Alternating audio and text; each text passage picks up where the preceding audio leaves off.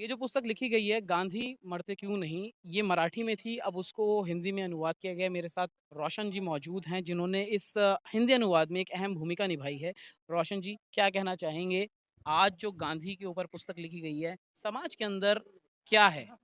अभी कुछ दिन पहले, थोड़े ही दिन पहले मैं कहीं शेर पढ़ रहा था किसी युवा का। उसने कहा है कि ज़रूर उस प्याले में ज़हर नहीं रहा होगा, वरना सुकरात तो कब का मर गया होता। अगर सुकरात की मृत्यु उस प्याले पीने से हो गई होती हलाहल से, तो आज 2500 वर्ष बाद हम उसकी चर्चा यहाँ नहीं कर रहे होते। उसी प्रकार मेरा मानना है ज़रूर उस पिस्टल में कारतूस नहीं रहा होगा, वरना गांधी तो कब का मर गया होता। ये समाज लेकिन मान नहीं रहा है।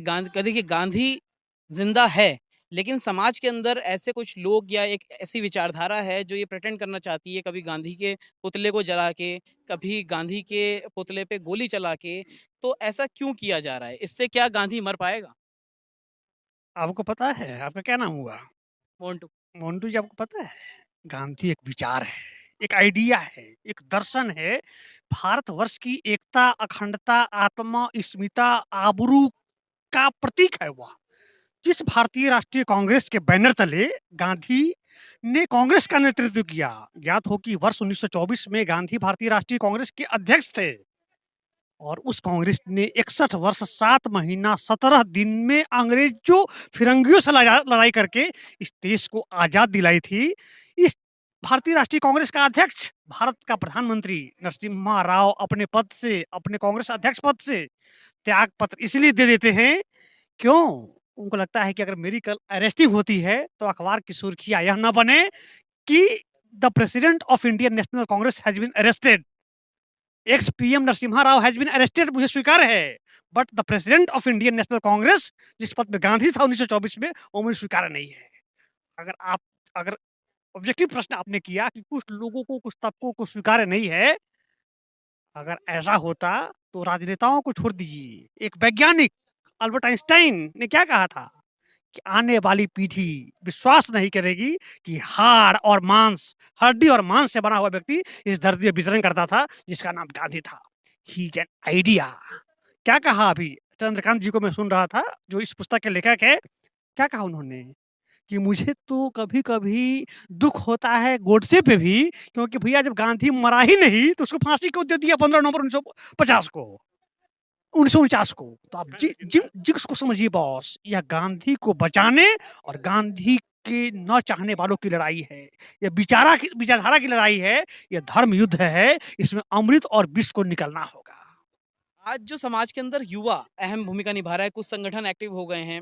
गांधी की जो छवि है, वो कहीं न कहीं धूमिल करने की कोशिश की जा रही है कि ये कहा जाता है कि कांग्रेस की अगर बात कर लें कि भई 70 साल में देश की ये हालत हो गई है। तमाम एक नई चीज़ और कई हिस्ट्री जो रही हैं, उसको हटाया जा रहा है, उसको चेंज करा जा रहा है ताकि आने वाली पीढ़ी जो है, वो कई चीज़ें ना जान पाए। कैसे देखते हैं युवा को? मेरा मानना है कि हर दौर में ऐसे लोग जन्म लेते रहेंगे जो कर्म पर फिदा हो जाना अपना ईमान समझते हैं।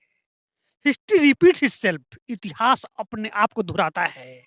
Jefferson, POTUS, ex POTUS, president of United States, कहा करता था, every generation is a new nation, every generation has its own leaders, whenever the fact got changes we used to get our view changed. अब देखिए ना, Gandhi 241 mile की यात्रा करता है 12 अप्रैल 1930 से लेकर 6 अप्रैल 1930 तक, साबरमती आश्रम से लेके नवसारी जिला के दांडी तक। और इतिहास का चक्र क्या होता है? भारतीय राष्ट्रीय कांग्रेस का नेता, I am talking across the party line, भारतीय राष्ट्रीय कांग्रेस का नेता जनता के बीच आता है। क्यों आता है? कि आपका जो मीडिया है और कैमरा है, वह दूर हो गया है। वो कहता है कि सत्ता का प्रवक्ता बन गया है, विपक्ष की बात को दिखाना मीडिया ने बंद कर दिया है। तो उस व्यक्ति ने कन्याकुमारी से लेकर कश्मीर तक की यात्रा करने का प्रण ठान लिया। मैंने कहा ना, हर दौर में ऐसे लोग जन्म लेते रहेंगे। आप समझते हैं गांव से आए हैं कि शहर से आए हैं? ये जो पेड़ है ना, इसके जी, पेड़ का जो नीचे का जो होता है जड़, उसको बोलते हैं कोपरी। क्या बोलते हैं? जी। कोपरी। तो पेड़ भले ही सूख जाए, कोपरी बच जाता है, आइडिया बच जाता है, विज़डम बच जाता है। समझ रहे हैं? युवा के लिए क्या संदेश देना चाहेंगे? एक किताब है, जयशंकर प्रसाद की एक किताब है समुद्रगुप्त। उसका नायक है, हीरो है, आपके जो मित्र हैं वह सर हिला रहे हैं, लगता है इन्होंने साहित्य के विद्यार्थी हैं, पढ़ा है इन्होंने। तो उसका नायक है सिंहरन। सिंघरन कहता है कि मुझे भूत की चिंता नहीं, मुझे भविष्य की परवाह नहीं, वर्तमान को अपने अनुकूल ढाल लूँगा यह विश्वास है। मोंटो बॉस यह वर्तमान युवा है। पुरानी पीढ़ी, बुजुर्गों की पीढ़ी जो 70-80 साल के हो गए, वो अपनी पीढ़ी उम्र जी चुकी है। जो नन्हे बच्चे हैं उन्हें अभी समझने में समय लगेगा। तो युवा जो है वो वर्तमान, गौर से सुनिएगा, वो भविष्य और भूत के बीच की कड़ी है। ठीक उसी प्रकार जैसे कि समय, वर्तमान, भूत और भविष्य के बीच कड़ी होती है। तो पॉलिटिक्स में, हिस्ट्री में, सभ्यता में, संस्कृति में कभी मत लिखिए कि कभी नहीं। मैं एक वाकया का ज़िक्र करूँगा। एक किताब है my country my life, L के आडवाणी उसके लेखक हैं। उनकी आत्मकथा है, अभी तो यूँ कहें। तब मुझे उस पुस्तक से प्रेम नहीं है, ना ही मैं उस संगठन से हूँ और ना मुझे उस विचारधारा से प्रेम है। उस जगह उन्होंने एक लिखा है कि आडवाणी जब सिंध से आते हैं विभाजन के उपरांत, तो उनका जो अप्रोच होता है वो थोड़ा राइट विंग अप्रोच का होता है। तो उस समय के जो राइट विंग के पुरोधा थे दीनदयाल उपाध्याय, उनके पास जाते हैं और बोलते हैं कि मुझे आपके लिए काम करना है। बोले ठीक है, आपकी ड्यूटी लगती है राजस्थान के जैसलमेर में, आप वहाँ जाइए, वहाँ काम कीजिए प्रचारक। सर, बोलते हैं कि इसके बाद मुझसे दीनदयाल जी ने पूछा कि मैं तुम्हें कोटेशन कहता हूँ और यह बताओ यह कोटेशन किसका है? और कोटेशन कुछ यूँ होता है कि आजकल के युवा जो है बिल्कुल नकारे हैं, बिल्कुल निकम्मे हैं, कुछ नहीं जानते हैं, आराम तलबी हैं, इनसे कुछ नहीं होगा, पता नहीं आगे सृष्टि का क्या होगा। अब दीनदयाल जी अडवाणी से पूछते हैं कि बताओ यह कोटेशन किसका है? तो कहते हैं कि सर, ये कोटेशन सुकरात का है। वही सुकरात जिसकी चर्चा मैंने शुरू में की।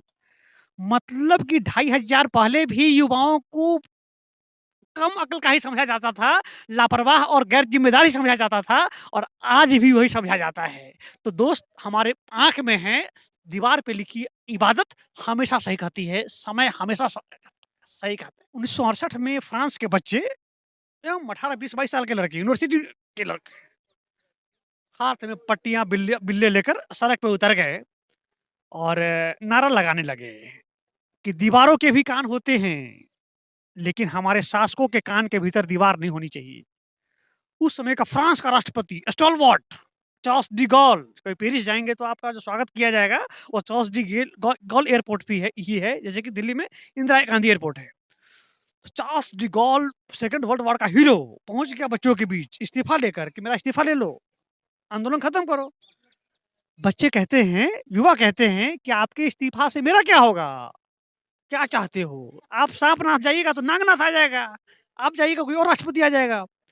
तो कहता है कि मैं चाहता हूँ कि हमारे पुरखों ने 1789 में फ्रेंच रिवॉल्यूशन के बाद जो इक्वालिटी, लिबर्टी और फ्रेटर्निटी का दर्शन दिया था, स्वतंत्रता, समानता और भाईचारे का जो दर्शन दिया था, उसे लागू किया जाए।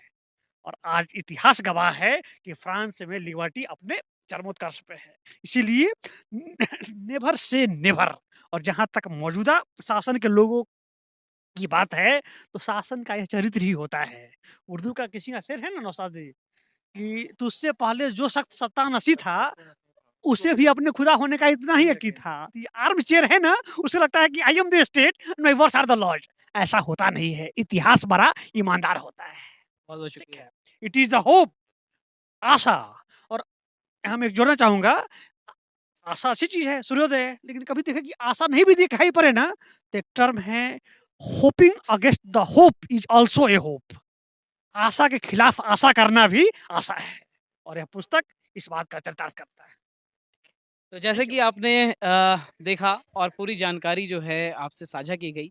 क्या आप सोचते हैं, एक युवा हैं, उनकी विचारधारा से आप कितने सहमत हैं?